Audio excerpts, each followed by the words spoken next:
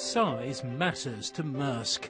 Built in Korea, almost a quarter of a mile long and wider than a motorway, this is the first of 20 such ships in the making. On board there's room for 2,000 more big boxes than on the Marco Polo, the previous largest afloat. Maersk is leading what amounts to an industry arms race, going large for fuel and operational savings to give them a profitable edge on Asia to Europe routes.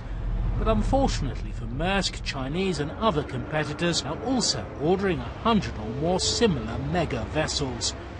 Industry watchers say Maersk placed its order in busier, more profitable times. Big ships are the future, but only if you can fill them. Everybody thought they would get bigger ships. They're much more economical to run if you fill them up. So people now are tending to discard smaller ships. Slow steaming has helped. These new vessels are designed to steam slowly. They therefore are much more productive in terms of fuel consumption. But yes, there is definitely an overcapacity in the market.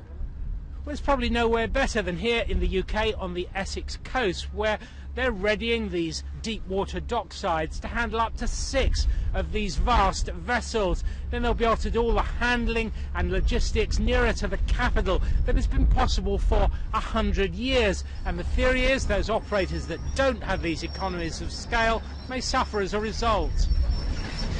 What's changing is, because of the world economy over the last few years, is a need to take costs out of the supply chain.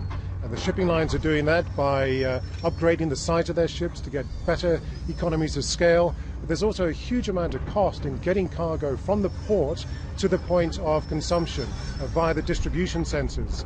And that's what London Gateway is going to get right. So now operators like Maersk somehow have to find the cargoes to fill these new ships and try and resist cutting cargo rates. Payload of just one vessel would fill all of Times Square in New York. Nigel Cassidy, BBC News.